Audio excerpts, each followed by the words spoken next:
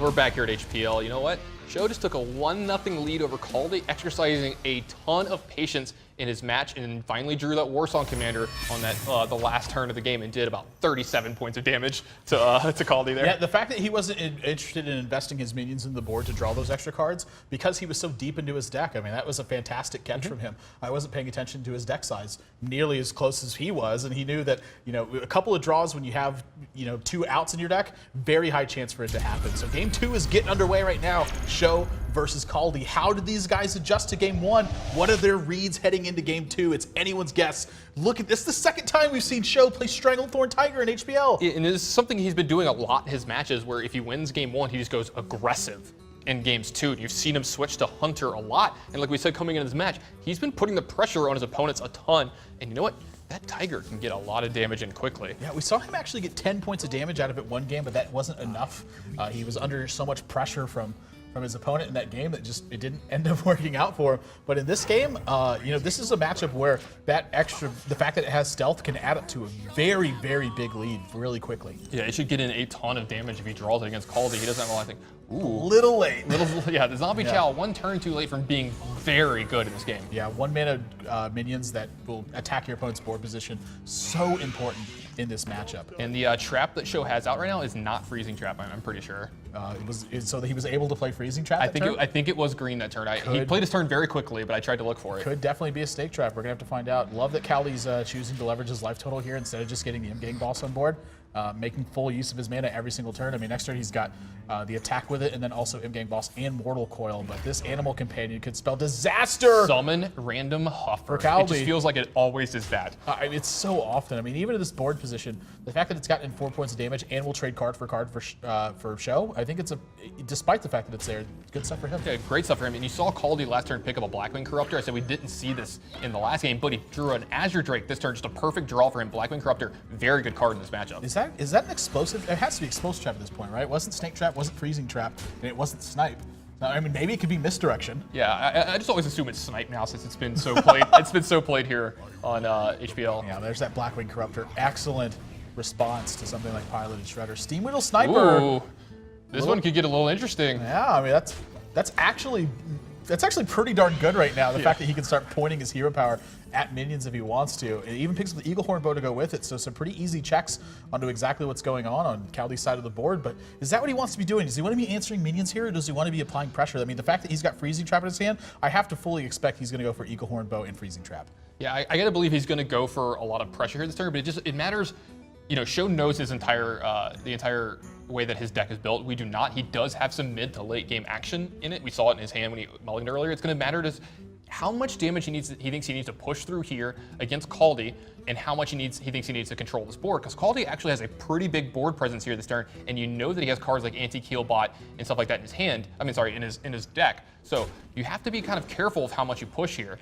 Yeah, it looks like he wants to go for the big Unleash the Hounds Knife Juggler turn too. I mean, Here we go. This was the other possibility, was, you know, taking what, you know, is a little bit of a risk here. These juggles could potentially go disastrously. So far, it's looking out very well for him. Great juggles so far. Yeah.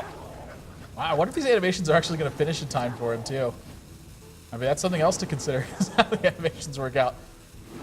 So it doesn't have a lot of time. He's going to have to be pointing very quickly with his minions here. Yeah, everything's going to the dome too, and you can see Kaldi just shaking his head, not happy with what's going on. Great turn from SjoW here, really building up a giant board presence and getting a ton of damage. And you know what? He even gets one of the knives to go into the Blackwing Corruptor here, so it's checked by this Knife Juggler. He can't just pick it off for free. Yeah, it looks like Azure Drake and Mortal Coil is going to be able to take out the Knife Juggler though, and that's where he's going to start swinging back. But again, dropping dangerously low on life total. He's only able to check 2 of these minions that are on board right now, so he's facing down 4, 5, 6, 7, 8, 9, 10, 11 points from SjoW next turn. I mean, that's a ton of damage. Yeah, SjoW has an Eaglehorn bow and a quick shot, plus what we know is an explosive trap sitting back there. So if Kaldi ever wants to try to finish this game off by attacking SjoW, he's got to take 2 damage there as well. Yeah, I fully expect SjoW to just go straight to the dome in this position too. I mean, just no fear of exactly how he wants to apply this pressure. I mean, how important is it to kill these minions in this spot? I don't think it's very important to kill the minions in this spot.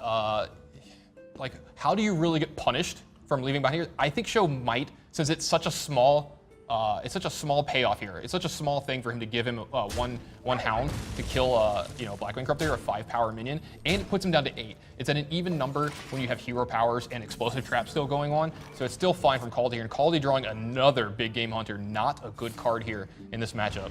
Yeah, it does have an antique heal bot to start padding his life total, picks up a second one as well. That was pretty big. The fact now that SjoW did not Hunter's Mark this Azure Drake could be disastrous for him. Gets a second Mad Scientist. It is a little bit unique that he hasn't played this freezing trap at all so far in this game, and it looks like this turn he's not going to be able to really play it that much either. I mean, he can't quick shot the. He can quick shot emptying his whole hand here if he wants. What he can do is he can Hunter's Mark the Azure Drake, Mad Scientist, play freezing trap, quick shot, antique heal bot, because that's not one you ever wanted to get freezing trapped, and you can draw an extra card here. Yeah, I'm going to be really curious to see exactly how he utilizes this turn. So far, he's been very aggressive, but the antique heal bots are going to thwart all that pressure that SjoW has thrown at him. So can he dedicate his resources well enough to put Kaldi back on the defensive position and force him to have more heals and more taunts to live through these couple of turns? You might see him not freezing trap here since you got the Mad Scientist play. You want to make sure you get value out of that, but you're probably going to see this Hound take care of this antique heal bot. Yeah, I would take care of the antique heal bot here because you don't want that one getting freezing trapped ever. Does he want the Azure Drake to be freezing trapped also? Just going to hold on to the quick shot. Yeah, not using his bow. Yep, favoring to weave in hero powers at every single step of the way. And just as you mentioned, going to be able to deny potentially that secret from SjoW. I mean, maybe there's a third secret in here. I wouldn't put it past anyone in this format. We've seen the full range of spectrum on the secrets here. Kaldi even being very careful to not play into something like Unleash the Hounds again. So just wants the anti-heal bot, and now he's going to be very patient and try to hope to proc this freezing trap with this anti-heal bot as well. But SjoW has that quick shot in his hand, able to check the second one, but Kaldi's at 22 now. Wow. That's a pretty good minion here. Lotheb is going to check a lot of the cards in Kaldi's hands. He can't well, he'll be able to Soulfire, but it's going to be for full retail, and then if he wants the Implosion, it's going to be his entire turn here. Wow, he's actually going to end up using the Eagle Horn Bow and abandon the idea of getting more value from that. This is really interesting line of play from SjoW. And Kaldi, if he had Abusive Sergeant here, this would be a wonderful turn. But instead, he's going to have to rely on, very uncleanly killing this Lotheb if he wants to try to go for that. But it looks to me like he's just going to try to play Azure Drake. Well, if he plays if he eats Azure Drake, then he's committing to just eating the damage from Lotheb, as you said. He's not going to have a clean answer to it. Yeah, I think he's going to Soulfire here. Yeah, this is going to be Soulfire and then play either Imp King Boss or the Big Game Hunter. Wants the extra health on his Imp King Boss and continue to hedge his bets versus something like Unleash the Hounds. So he's done a fantastic job of choking SjoW out of the game now. It's going to be a matter of whether or not he can draw enough pressure with his next one and this quick shot to really get this game over with. But at 18, he's got to feel uneasy about this. Yeah, you got to feel SjoW might have had, the Stranglethorn Tiger. That was a pretty good top deck. It allows him to use all of his mana here this turn. He's going to get the quick shot, either play the card that he draws or use his hero power here. He draws another Eagle Horn Bow. So a lot of damage added to SjoW's hand this turn. That was a lot. That was a very good sequence from him. I mean, he's got 10 points of damage next turn, and Kaldi has no defense set up whatsoever and not near enough pressure to start pushing SjoW out of this game. He's used both antique heal bots. He has a lot of cards. He needs a Sludge Belcher right now. Yeah, he has a lot of cards in the game this turn. SjoW does. Kill Command, quick shot is going to end it. Even something, we don't know if it's in his deck or not, but Wolf Rider or Arcane Golem would both do it. Unleash the Hounds is actually lethal Unleash now the as Hounds well. would now be lethal. So much stuff in his deck is going to get this job done. Stranglethorn Tiger, the fact that it has stealth. I mean, Kaldi's got to dodge a lot of ones here. Kaldi still didn't even have a way to check it, even if it didn't have stealth, and that's going to do it. Wolf Rider's going to pick it up, and SjoW's pressure is going to give him more than enough, or just give him exactly enough damage to end this game. Wow, what a sequence of plays from SjoW. Committing to being aggressive, but perhaps trading at all of the right times. There's a couple spots in there where he had drastically different lines of play, and some of them kind of played more into relying on the Eagle Horn Bow to get the job done. He favored the board pressure and abandoned the idea of that. He deviated slightly from his initial game plan, and it paid off for him.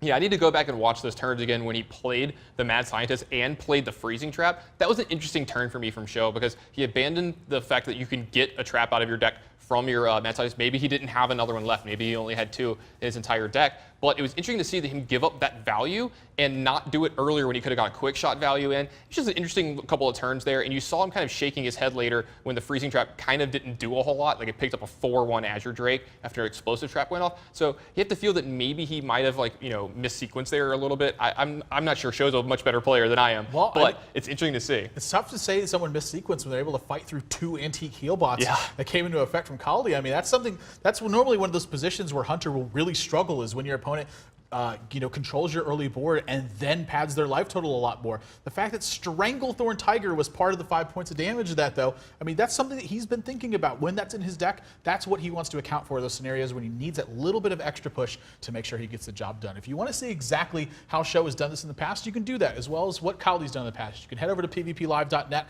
and check out full recaps, statistics, breakdowns, everything you need to know about the strategies that these professionals use, and more importantly, how they play them. When we come back, Kaldi finds himself down 2-0, so it's match point for SjoW, and Kaldi needs 3 straight if he's going to win this match. Don't go anywhere, guys. You're watching Hearthstone on PvP Live.